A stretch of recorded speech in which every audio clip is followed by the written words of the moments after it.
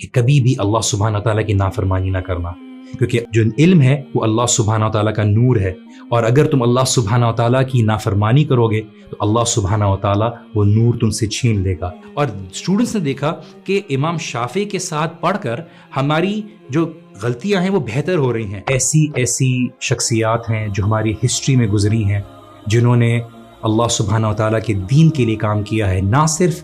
دین سے متعلق بلکہ دنیا میں بھی انہوں نے بہت ساری کنٹریبیوشنز کی ہیں۔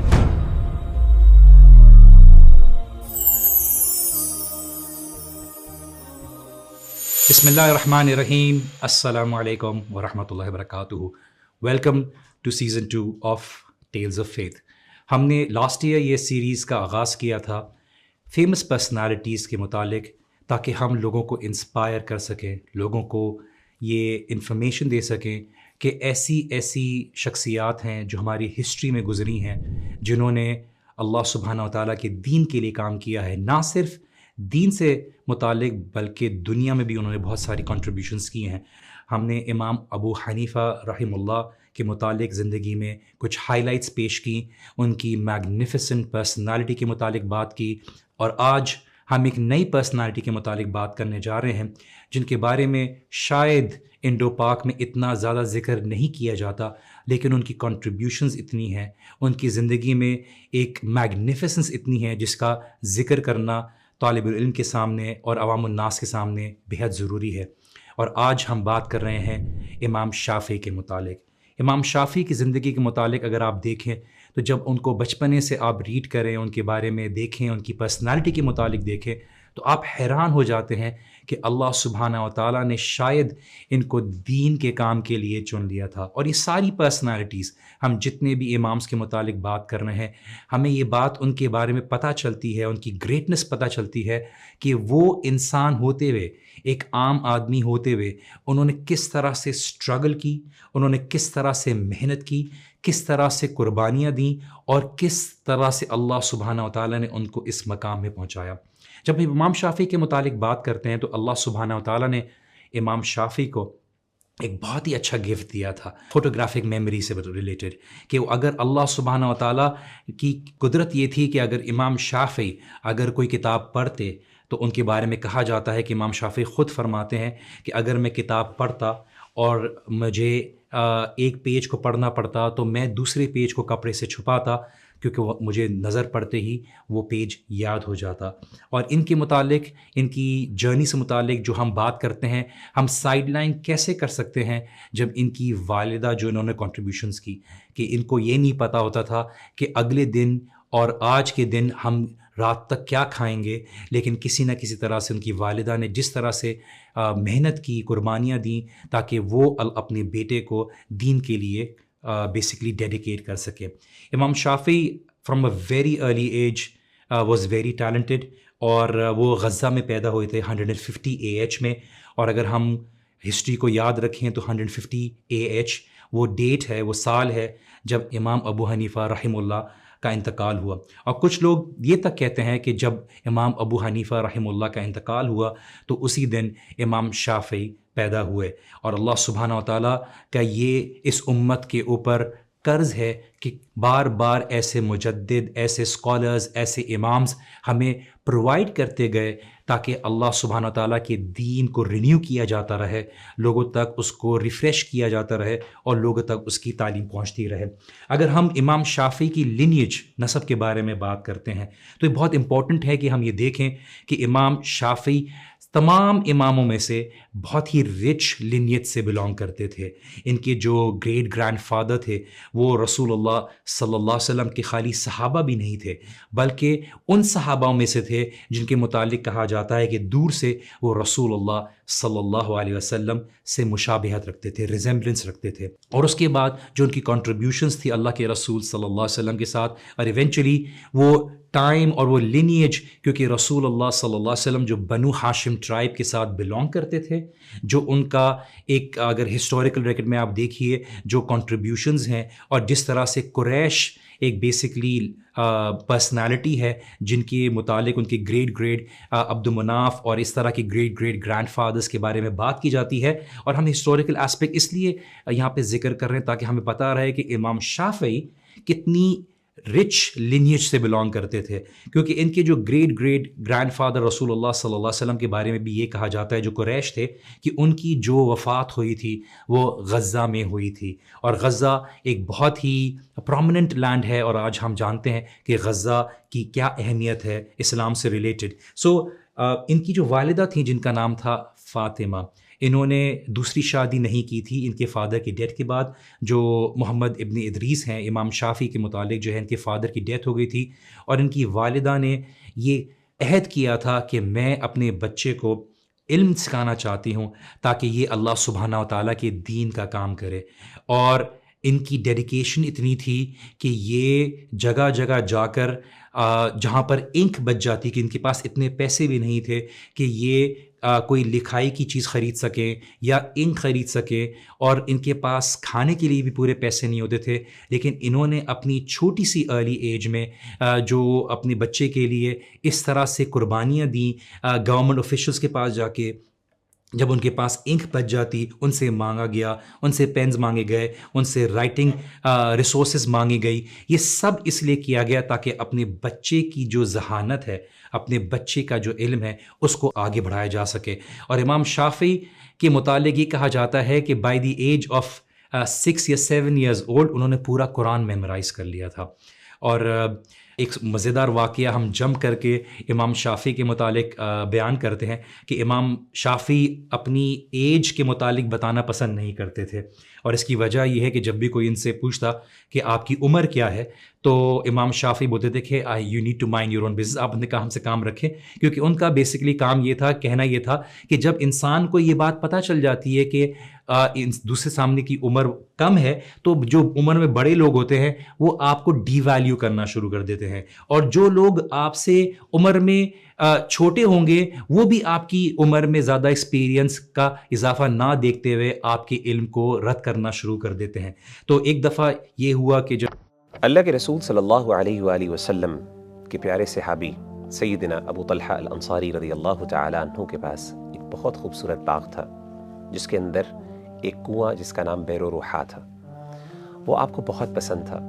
کیونکہ اللہ کے رسول صلی اللہ علیہ وسلم اس باغ میں آیا کرتے اور اس کنویں سے پانی پیا کرتے تھے. سورہ آل عمران کی آیت 92 جب اللہ تعالیٰ نے نازل کی،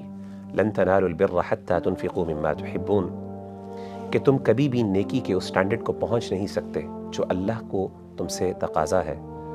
جو اللہ تم سے تقاضا کرتے ہیں، جب تک کہ تم اللہ کی راہ میں وہ خرچ نہ کر دو جو تمہیں سب سے زیادہ پسندیدہ ہے. سیدنا ابو طلحہ الانصاری رضی اللہ عنہ اللہ کے رسول صلی اللہ علیہ وسلم کے پاس گئے اور کہا کہ اے اللہ کے رسول، آپ کو اس بات کا پتہ ہے مجھے اپنے مال میں سب سے زیادہ پسندیدہ بے روحا ہے. اللہ کے رسول، میں اس کو اس آیت کی وجہ سے اللہ کی راہ میں صدقہ دیتا ہوں. اللہ کے رسول صلی اللہ علیہ وسلم نے جب ابو طلحہ الانصاری کے اس جذبے کو دیکھا تو بڑے خوشی سے کہا کہ یا ابا طلحہ فذلک مال رابح، یہ تو تم نے بہت ایک پروفیٹیبل ڈیل کی ہے اللہ تعالیٰ کے ساتھ. میرے بھائیوں اور میری بہنوں، میں اپنے آپ سے اور آپ سے ایک سوال کرتا ہوں. مجھے یہ بتائیے، کیا اگر آپ کو اس طرح کی کوئی پروفیٹیبل ڈیل ملے تو کیا آپ اس کو لینا پسند کریں گے؟ اگر ہاں تو آئیے میرے پاس ایک آپ کے لیے پروفیٹیبل ڈیل ہے. رمضان المبارک کہ جس میں آپ کو پتہ ہے کہ اللہ تعالیٰ ہر نیکی کا ریوارڈ ملٹیپلائی کر دیتے ہیں، اس رمضان میں میری طرف سے آپ کے لیے پروفیٹیبل ڈیل یہ ہے کہ آپ اپنا پسندیدہ مال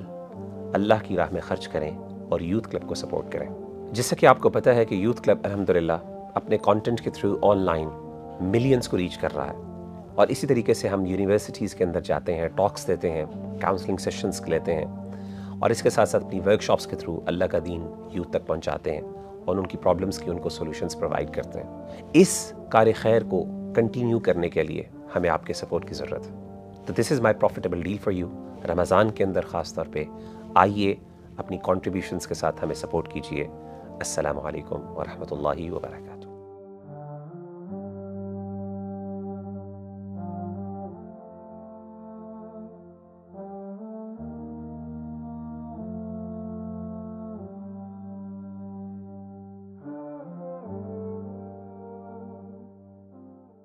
امام شافعی جو ہے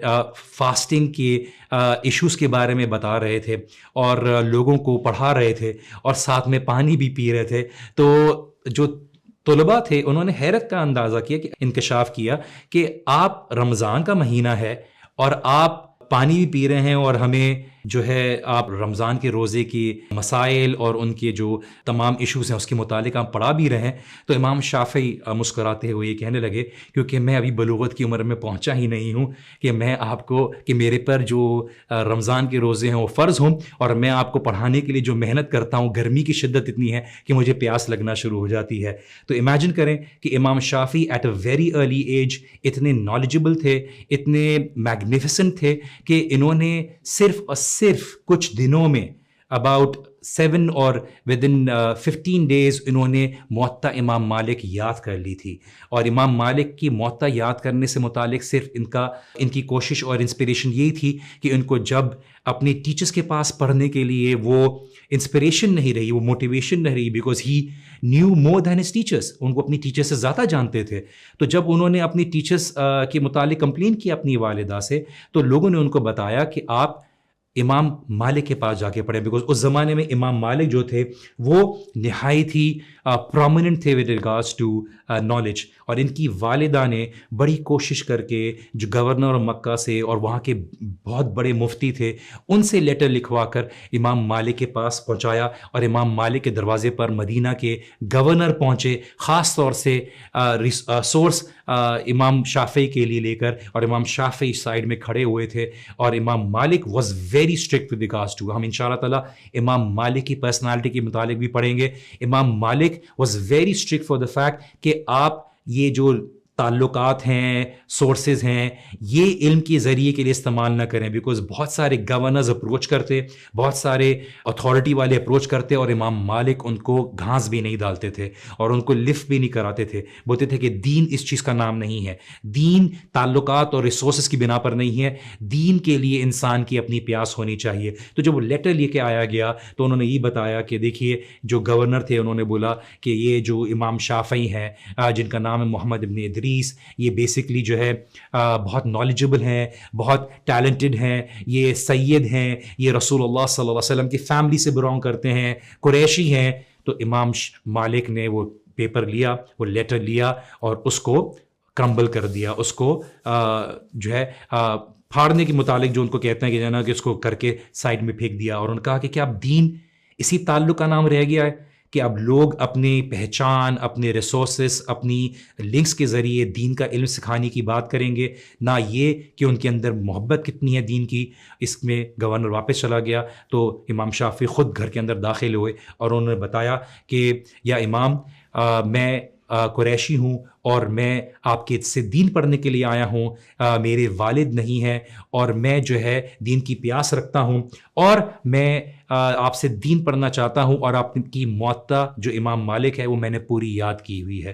امام مالک was very good at reading the personality of an individual, and انہوں نے دیکھ لیا کہ اس بچے کے اندر ایک لائٹ ہے۔ انہوں نے اس کو ایڈوائز کی کہ کبھی بھی اللہ سبحانہ تعالیٰ کی نافرمانی نہ کرنا، کیونکہ اللہ سبحانہ تعالیٰ کی جو لائٹ ہے، جو علم ہے، وہ اللہ سبحانہ تعالیٰ کا نور ہے، اور اگر تم اللہ سبحانہ تعالیٰ کی نافرمانی کرو گے تو اللہ سبحانہ تعالیٰ وہ نور تم سے چھین لے گا۔ اور انہوں نے امام شافعی کو دیکھا اور ان کو پرکھنے کے بعد انہوں نے ان سے یہ بات کا سوال کیا کہ تم کتنا علم حاصل کرنا چاہتے ہو، تم کتنا علم حاصل کرنا چاہتے ہو؟ تو امام شافعی نے بولا کہ جس طرح سے ایک بچے کو ضرورت ہوتی ہے اپنی ماں کی، جس طرح سے ایک پیاس ہوتی ہے انسان کو ایک پانی کی، اسی طرح سے میری بھی نالج کی پیاس ہے۔ بیکاز وہ جب بڑے بڑے مفتیز کے ساتھ بیٹھتے، اور یہ ایک لینیج تھی ابن عباس سے بھی، اگر آپ تعلق دیکھیے امام شافعی کا معاملہ بھی ابن عباس رضی اللہ عنہ کی طرح تھا کہ وہ چھوٹی سی عمر میں بڑے بڑے کمپینینز کو سکھاتے۔ اسی طرح سے امام شافعی بھی 8-9 سال کی عمر میں ان کو جو مکہ کے مفتیز تھے انہوں نے بیسکلی اجازت دی ہوئی تھی ان کو بیسکلی کہ وہ باقی اسٹوڈنٹس کو پڑھائیں، کیونکہ ایک دفعہ کا واقعہ ہے کہ امام شافعی کے ساتھ میں جو اسٹوڈنٹس تھے ٹیچر کے، ان کے ساتھ پڑھنے کے لیے گئے، اور جب بھی وہ پڑھنے کے لیے جاتے جاتے تو उनके टीचर उनको लिफ्ट नहीं कराते थे, तो बहुत डीमोटिवेट हुए और उन्होंने अपनी वालदा से पूछा कि जना कि मैं वहाँ जाता हूँ, मुझे तो नोटिस भी नहीं करते हैं मेरे उस्ताद और मुझे से कोई सवाल भी नहीं पूछते. इवेंचुअली जब उनकी वालदा ने सुना तो उन्होंने बोला कि आप बड़े अदब से अपने उस्ताद के पास जाइए, खामोशी से बैठ जाइए और जो वो अपने शागिर्दों को कहें वो आप कर लिया करें. अगर मिसाल के तौर पे उन्होंने कहा है कि सूरतुल बकरा याद करनी है तो आप सूरतुल बकरा याद कर लें. और देखते ही देखते इमाम शाफी उस गैदरिंग में बैठते, वो चीज़ें याद कर लेते और आहिस्ता आहिस्ता जब उनकी सर्कल्स बैठती तो इमाम शाफी उनको भी करेक्ट करना शुरू कर देते. और स्टूडेंट्स ने देखा कि इमाम शाफी के साथ पढ़कर हमारी जो गलतियां हैं वो बेहतर हो रही हैं और उनके उस्ताद समझने लगे शायद मेरे पढ़ाने की वजह से हो रहा है, जबकि उन्होंने देखा कि इमाम शाफी जो थे उनके स्टूडेंट्स को बेसिकली इम्प्रूव कर रहे थे, उनकी जो गलतियां थी उनको दुरुस्त कर रहे थे. और ये देखते देखते ही उनके जो उस्ताद थे उन्होंने उनको अपना असिस्टेंट बना लिया. और यहाँ तक कि जब इमाम शाफी ने उनको देने की कोशिश की कुछ मुआवजा या कुछ कीमत, ताकि वो उनको जिस पोजीशन पर उन्होंने उनको नाफिज किया है उसकी वो शुक्रिया अदा कर सके, तो उनके उस्ताद कहते कि नहीं, आपने जो आपसे मुझे लेना मेरे लिए जायज़ नहीं है, बिकॉज़ आप जो काम कर रहे हैं ये बहुत ही एक अजीम काम है. और ये छोटी सी उम्र में उनको इजाज़ा मिलना, उनको कुरान का इल्म होना, उनको हदीस का इल्म होना. बिकॉज़ इमाम शाफी की अगर पर्सनालिटी आप देखें, he was the first person to be able to write a book on the principles of fiqh, because मक्का में इब्न अब्बास रज़ियल्लाहु अन्हु का फ़िक़्ह जो था वो नाफिज था एंड उन्होंने उसको बहुत अच्छे तरीके से समझा और पढ़ा. जैसे रसूलुल्लाह सल्लल्लाहु अलैहि वसल्लम की एक हदीस है जो इमाम अहमद मुस्नद में लेकर आए हैं कि कुरैश का जो अर्लियर पार्ट था टाइम का वो बहुत ही डिफ़िकल्ट था और बाद में आने वाला टाइम जो होगा वो बहुत ही प्लेजेंट होगा. और अल्लाह सुब्हाना व तआला अपने ही हर टाइम पर एक ऐसे बंदे को, एक ऐसे मुजद्दिद को भेजेगा जो दीन को रिन्यू कर देगा. इमाम अहमद इब्न हंबल इस हदीस के मुताल्लिक़ कहते हैं, जिसका मफ़हूम मैंने आपको ज़िक्र किया, कि ये इमाम शाफ़ी से रिलेटेड है. क्योंकि अगर आप देखिए